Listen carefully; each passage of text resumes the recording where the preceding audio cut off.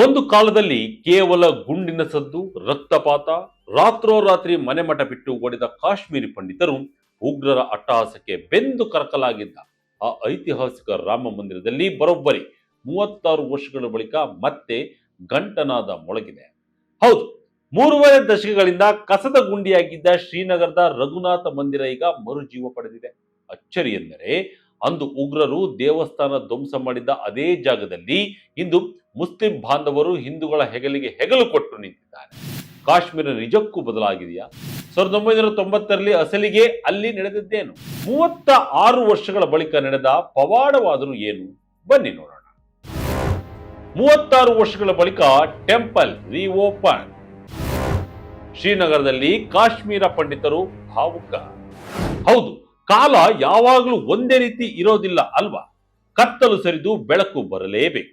ಅದರಂತೆ ಬರೋಬ್ಬರಿ 36 ವರ್ಷಗಳ ಕಾಲ ಕಸದ ಗುಂಡಿಯಾಗಿದ್ದ, ಅನಾಥವಾಗಿದ್ದ ಶ್ರೀನಗರದ ಐತಿಹಾಸಿಕ ರಘುನಾಥ ದೇವಾಲಯ ಈಗ ಮತ್ತೆ ಭಕ್ತರಿಗಾಗಿ ಬಾಗಿಲು ತೆರೆದಿದೆ. ಕಳೆದು ಹೋಗಿದ್ದ ಆ ವೈಭವ ಮತ್ತೆ ಮರುಕಳಿಸಿದೆ. ರಾಮ ನವಮಿಯ ಶುಭ ಸಂದರ್ಭದಲ್ಲಿ ಈ ಮಂದಿರದ ಗಂಟೆಗಳು ಮತ್ತೆ ಮೊಳಗಿವೆ. ಕಾಶ್ಮೀರಿ ಪಂಡಿತರು ಭಾವುಕರಾಗಿ ತಮ್ಮ ಆರಾಧ್ಯ ದೈವದ ದರ್ಶನವನ್ನು ಪಡೆದಿದ್ದಾರೆ. ಅಚ್ಚರಿ ಎಂದರೆ ಈ ಸಂಭ್ರಮದಲ್ಲಿ ಸ್ಥಳೀಯ ಮುಸ್ಲಿಂ ಬಾಂಧವರು ಕೂಡ ಹೆಗಲಿಗೆ ಹೆಗಲು ಕೊಟ್ಟು ನಿಂತಿದ್ದಾರೆ. ಶ್ರೀನಗರದ ಸ್ಮಾರ್ಟ್ ಸಿಟಿ ಪ್ರಾಜೆಕ್ಟ್ ಅಡಿಯಲ್ಲಿ Indian national trust for art and cultural heritage ಸಂಸ್ಥೆಯೊಂದಿಗೆ ಕೈ ಜೋಡಿಸಿ ಜಮ್ಮು ಮತ್ತು ಕಾಶ್ಮೀರದ ಪ್ರವಾಸೋದ್ಯಮ ಇಲಾಖೆ ದೇವಸ್ಥಾನವನ್ನ ಜೀರ್ಣೋದ್ಧಾರ ಮಾಡಿದೆ. ಈ ಟೆಂಪಲ್ನ ಹಿನ್ನೆಲೆಯನ್ನ ನಾವು ನೋಡ್ತಾ ಹೋಗೋದಾದ್ರೆ 19ನೇ ಶತಮಾನದ ಐತಿಹಾಸಿಕ ರಘುನಾಥ ಮಂದಿರ, ಡೋಗ್ರಾ ರಾಜಕಾಲದ ಅದ್ಭುತ ವಾಸ್ತುಶಿಲ್ಪ. ಶ್ರೀನಗರದ ಹಬ್ಬ ಕಡಲ್ ಪ್ರದೇಶದಲ್ಲಿ ಜೇಲಂ ನದಿಯ ದಡದಲ್ಲಿರುವ ಈ ರಘುನಾಥ ದೇವಾಲಯಕ್ಕೆ ಬಹಳ ದೊಡ್ಡ ಇತಿಹಾಸ. ಇದು 19ನೇ ಶತಮಾನದಲ್ಲಿ ಡೋಗ್ರಾ ರಾಜವಂಶದಿಂದ ನಿರ್ಮಾಣವಾದ ಅತ್ಯಂತ ಪ್ರಮುಖ ಹಿಂದೂ ಧಾರ್ಮಿಕ ಕೇಂದ್ರ.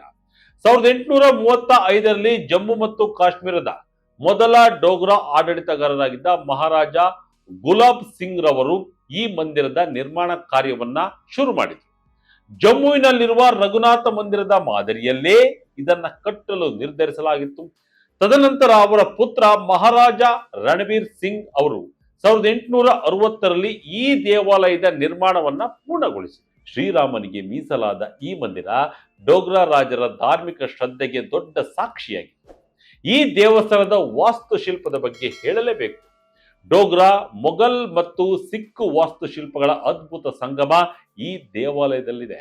ಚಿನ್ನದ ಲೇಪಿತ ಕಳಶಗಳಿರುವ ಸುರುಳಿ ಆಕಾರದ ಗೋಪುರಗಳು, ಗರ್ಭಗುಡಿಯ ಮೇಲಿರುವ ಸಿಖ್ ಶೈಲಿಯ ಪಿರಮಿಡ್ ಆಕಾರದ ಗುಮ್ಮಟ ಇದರ ಸೌಂದರ್ಯವನ್ನ ಹೆಚ್ಚಿಸಿತ್ತು. ಗರ್ಭಗುಡಿಯಲ್ಲಿ ರಾಮನ ವಿಗ್ರಹ, ಗೋಡೆಗಳ ಮೇಲೆ ರಾಮಬಾಣ, ಭಾರತದ ಮತ್ತು ಭಗವದ್ಗೀತೆಯ ದೃಶ್ಯಗಳನ್ನ ವಿವರಿಸುವ ಸುಂದರವಾದ ಭಿತ್ತಿ ಚಿತ್ರಗಳಿದ್ದವು. ಇಟ್ಟಿಗೆಯ ಗೋಡೆಗಳಲ್ಲಿ ಹೂವಿನ ಡಿಸೈನ್ಗಳು, ಕಮಲದ ಮೋಟಿಫ್ಗಳು ಮತ್ತು ಶಿವ, ಸೂರ್ಯ, ರಾಮಕೃಷ್ಣ ಸೇರಿ ವಿವಿಧ ದೇವತೆಗಳ 300ಕ್ಕೂ ಹೆಚ್ಚು ವಿಗ್ರಹಗಳನ್ನ ಇಡುವ ಗೂಡುಗಳು ಇಲ್ಲಿದ್ದವು. ಒಟ್ಟಿನಲ್ಲಿ ಇದೊಂದು ಭಕ್ತಿ ಮತ್ತು ಕಲೆಯ ಬೀಡಾಗಿತ್ತು. ಆದರೆ 1990ರ ದಶಕದಲ್ಲಿ ಕಾಶ್ಮೀರಕ್ಕೆ ಉಗ್ರರ ಕರಾಳವಾದ ನೆರಳು ಬಿತ್ತು. 1990ರ ಉಗ್ರರ ದಾಳಿಯ ಕರಾಳ ದಿನಗಳು. ಜೇಲಂ ನದಿಗೆ ರಾಮ ಸೀತೆಯ ವಿಗ್ರಹ, ಅದು 1989-90ರ ಸಮಯ. ಕಾಶ್ಮೀರ ಕಣಿವೆಯಲ್ಲಿ ಭಯೋತ್ಪಾದನೆ ಭುಗಿಲೆದ್ದಿತ್ತು. ಉಗ್ರರ ಕಣ್ಣು ನೇರವಾಗಿ ಕಾಶ್ಮೀರಿ ಪಂಡಿತರು ಹಾಗೂ ಹಿಂದೂ ದೇವಾಲಯಗಳ ಮೇಲೆ ಬಿತ್ತು.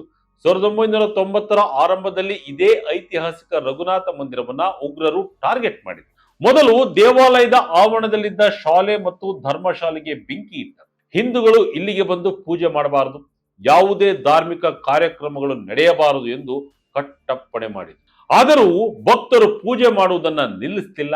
ಇದರಿಂದ ರೊಚ್ಚಿಗೆದ್ದ ಉಗ್ರರು ಇಡೀ ದೇವಾಲಯಕ್ಕೆ ಬೆಂಕಿ ಹಚ್ಚಿದರು. ಗರ್ಭಗುಡಿಯಲ್ಲಿದ್ದ ರಾಮ ಮತ್ತು ಸೀತೆಯ ವಿಗ್ರಹಗಳನ್ನು ಧ್ವಂಸಗೊಳಿಸಿ ಅಲ್ಲಿಯೇ ಇದ್ದ ಜೇಲಂ ನದಿಗೆ ಎಸೆದರು. ದೇವಾಲಯದಲ್ಲಿದ್ದ ಬೆಲೆ ಬಾಳುವ ವಸ್ತುಗಳನ್ನ ಲೂಟಿ ಮಾಡಿದರು. ನೋಡುತ್ತಿದ್ದಂತೆಯೇ ಕಲಾತ್ಮಕವಾಗಿದ್ದ ಮಂದಿರ ಸುಟ್ಟು ಕರಕಲಾಯಿತು. ಇದೇ ಸಮಯದಲ್ಲಿ ಕಾಶ್ಮೀರಿ ಪಂಡಿತರ ಮಾರಣ ಹೋಮ ಕೂಡ ಶುರುವಾಯಿತು. ಉಗ್ರರ ಬೆದರಿಕೆ, ಸರಣಿ ಹತ್ಯೆಗಳಿಂದಾಗಿ ಸುಮಾರು 3 ಲಕ್ಷಕ್ಕೂ ಹೆಚ್ಚು ಹಿಂದೂಗಳು ರಾತ್ರೋರಾತ್ರಿ ತಮ್ಮ ಮನೆ, ಮಠ, ಆಸ್ತಿ ಎಲ್ಲವನ್ನು ಬಿಟ್ಟು ಪ್ರಾಣ ಉಳಿಸಿಕೊಳ್ಳಲು ಕಣಿವೆ ತೊರೆದು ಓಡಿ ಹೋದರು. ಪಂಡಿತರ ನಿರ್ಗಮನದೊಂದಿಗೆ ಈ ರಘುನಾಥ ದೇವಾಲಯವು ಅನಾಥವಾಯಿತು. ಬರೋಬ್ಬರಿ 36 ವರ್ಷಗಳ ಕಾಲ ಈ ಪವಿತ್ರ ಜಾಗ ಒಂದು ಕಸದ ಗುಂಡಿಯಾಗಿ ಹಾಳು ಬಿದ್ದ ಕಟ್ಟಡವಾಗಿ ಕಾಲದ ಗರ್ಭದಲ್ಲಿ ಕಳೆದು ಹೋಗಿತ್ತು.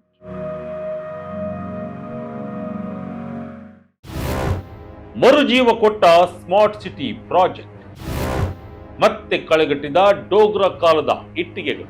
ಹೀಗೆ ದಶಕಗಳ ಕಾಲ ಕಸದ ತೊಟ್ಟಿಯಾಗಿದ್ದ ಮಂದಿರಕ್ಕೆ ಮತ್ತೆ ಜೀವ ತುಂಬುವ ಕೆಲಸ ಶುರುವಾಗಿದ್ದು 2020ರಲ್ಲಿ. ಶ್ರೀನಗರ ಸ್ಮಾರ್ಟ್ ಸಿಟಿ ಪ್ರಾಜೆಕ್ಟ್ ಅಡಿಯಲ್ಲಿ ಈ ದೇವಾಲಯದ ಜೀರ್ಣೋದ್ಧಾರಕ್ಕೆ ಜಮ್ಮು ಮತ್ತು ಕಾಶ್ಮೀರ ಪ್ರವಾಸೋದ್ಯಮ ಇಲಾಖೆ ಮುಂದಾಯಿತು. Indian national trust for art and cultural heritage ಸಂಸ್ಥೆಯೊಂದಿಗೆ ಕೈಜೋಡಿಸಿ ಈ ಪ್ರಾಜೆಕ್ಟ್ ಅನ್ನು ಆರಂಭಿಸಲಾಯಿತು. ಆರಂಭಿಕವಾಗಿ 43ರಿಂದ 54 ಲಕ್ಷ ರೂಪಾಯಿಗಳನ್ನ ಮೀಸಲಿಡಲಾಗಿತ್ತು. ಮೊದಲಿಗೆ ಇಲ್ಲಿ ತುಂಬಿದ ಟನ್ಗಟ್ಟಲೆ ಮಣ್ಣು, ಕಸ ಮತ್ತು ಅವಶೇಷಗಳನ್ನ ತೆರವುಗೊಳಿಸಲಾಯಿತು. ಮಹಾರಾಜರ ಕಾಲದ ಮೂಲ ಇಟ್ಟಿಗೆಯ ಕೆಲಸಗಳನ್ನ ಬಹಳ ಎಚ್ಚರಿಕೆಯಿಂದ ರಿಪೇರಿ ಮಾಡಲಾಯಿತು. ಹಾಳಾಗಿದ್ದ ಚಾವಣಿಗೆ ಹೊಸ ಶೀಟ್ಗಳನ್ನ ಅಳವಡಿಸಲಾಯಿತು. 19ನೇ ಶತಮಾನದ ಆ ಮೂಲ ಡೋಗ್ರಾ ವಾಸ್ತುಶಿಲ್ಪಕ್ಕೆ ಯಾವುದೇ ಧಕ್ಕೆಯಾಗದಂತೆ ಹಳೆಯ ಕಳೆ ಬರುವಂತೆ ಮರು ನಿರ್ಮಾಣ ಮಾಡಲಾಯಿತು. ಇದರ ನಡುವೆ ಕೋವಿಡ್-19 ವೈರಸ್ ಬಂದಿದ್ದರಿಂದ ಕಾಮಗಾರಿ ಸ್ವಲ್ಪ ವಿಳಂಬವಾಯಿತು. ಆದ್ದರಿಂದ ಈಗ ದೇವಸ್ಥಾನದ ಜೀರ್ಣೋದ್ಧಾರ ಕೆಲಸ ಮುಗಿದಿದ್ದು, ಜೀರ್ಣೋದ್ಧಾರಗೊಂಡ ಗೂಡುಗಳಲ್ಲಿ ಮತ್ತೆ ಸುಂದರವಾದ ಭಿತ್ತಿಪತ್ರಗಳು, ಮೂರ್ತಿಗಳನ್ನ ಮರುಸ್ಥಾಪಿಸಲಾಗಿದೆ. ಆಕರ್ಷಕ ದೀಪ ಅಲಂಕಾರಗಳೊಂದಿಗೆ ಈ ಮಂದಿರ ಈಗ ಮತ್ತೆ ನಳನಳಿಸುತ್ತಿದೆ. ರಾಮನವಮಿಯಂದು ಬಾಗಿಲು ತೆರೆದ ಮಂದಿರ, ಹಿಂದೂ ಮುಸ್ಲಿಂ ಭಾತೃತ್ವಕ್ಕೆ ಸಾಕ್ಷಿ ಹಬ್ಬ ಕಡಾಲ್. 1990ರಲ್ಲಿ ಮುಚ್ಚಿದ ದೇವಾಲಯ ಈಗ ಕೊನೆಗೂ 36 ವರ್ಷಗಳ ಬಳಿಕ ಓಪನ್ ಆಗಿದೆ. ರಾಮನವಮಿಯಂದೇ ರಘುನಾಥ ಮಂದಿರದ ಬಾಗಿಲು ಅಧಿಕೃತವಾಗಿ ತೆರೆದಿದೆ. ದೇಗುಲದ ಪುನರ್ ಆರಂಭದ ಕಾರಣಕ್ಕೆ ಜಮ್ಮು ಮತ್ತು ಕಾಶ್ಮೀರ ಧರ್ಮಾರ್ಥ ಟ್ರಸ್ಟ್ ವತಿಯಿಂದ ಭವ್ಯವಾದ ಹವನ, ವೇದ ಮಂತ್ರಗಳ ಪಠಣ ಮತ್ತು ಬೃಹತ್ ಶೋಭಾಯಾತ್ರೆಯನ್ನ ಆಯೋಜಿಸಲಾಗಿದೆ.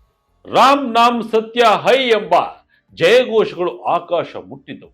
1990ರಲ್ಲಿ ಕಾಶ್ಮೀರ ಬಿಟ್ಟು ಹೋಗಿ ದೇಶದ ನಾನಾ ಭಾಗದಲ್ಲಿ ನೆಲೆಸಿದ್ದ ಕಾಶ್ಮೀರಿ ಪಂಡಿತರು ತಮ್ಮ ಊರಿಗೆ, ತಮ್ಮ ಮಂದಿರಕ್ಕೆ ಭಾವುಕರಾಗಿ ಮರಳಿ ಬಂದಿದ್ದರು.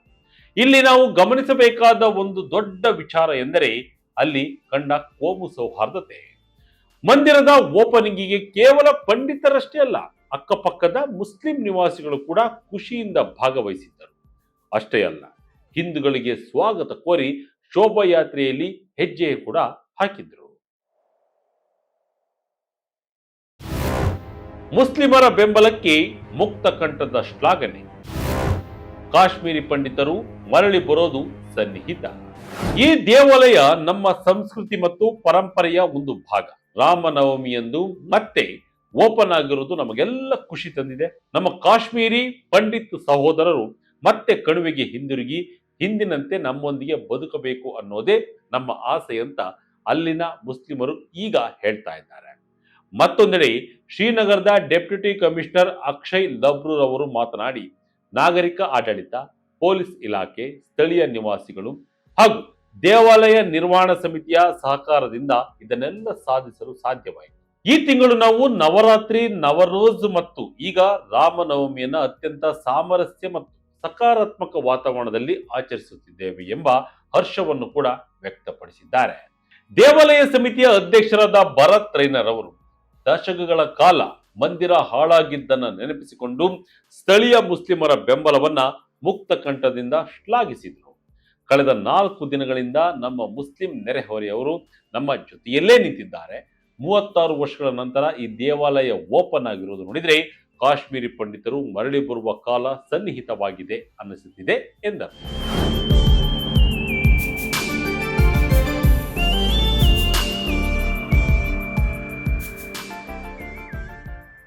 ಒಟ್ಟಿನಲ್ಲಿ ಶ್ರೀನಗರದ ರಘುನಾಥ ಮಂದಿರ ಓಪನ್ ಆಗಿರುವುದರಿಂದ 1990ರ ಗಾಯಗಳಿಗೆ ಔಷಧಿ ಹಚ್ಚಿದಂತಾಗಿದೆ. ಇದು ಕೇವಲ ಮಂದಿರದ ಬಾಗಿಲು ಓಪನ್ ಆಗಿದ್ದಲ್ಲ, ಕಾಶ್ಮೀರದ ಜನರ ಹೃದಯಗಳು ತೆರೆದುಕೊಂಡ ಕ್ಷಣ. ಈ ಒಂದು ಘಟನೆ ಕಾಶ್ಮೀರದಲ್ಲಿ ಪರಿಸ್ಥಿತಿ ಎಷ್ಟು ಸುಧಾರಿಸುತ್ತಿದೆ, ಶಾಂತಿ ಮತ್ತು ಸಹಜತೆ ಹೇಗೆ ಮರಳುತ್ತಿದೆ ಎಂಬುದಕ್ಕೆ ದೊಡ್ಡ ಉದಾಹರಣೆಯಾಗಿದೆ. ಕಾಶ್ಮೀರಿ ಪಂಡಿತರ ಸಮುದಾಯದಲ್ಲಿ ಇದು ಹೊಸ ವಿಶ್ವಾಸವನ್ನ ಮೂಡಿಸಿದೆ ಎನ್ನಬಹುದು. ಇದಾಗಿತ್ತು ಈ ಕ್ಷಣದ ಇಂಟ್ರೆಸ್ಟಿಂಗ್ ಸ್ಟೋರಿ. ಇದೇ ರೀತಿಯ ಸ್ಟೋರಿಗಾಗಿ Vijaya Karnataka website, YouTube page, Facebook page follow ಮಾಡ್ತಾ ಇರಿ. ಧನ್ಯವಾದಗಳು.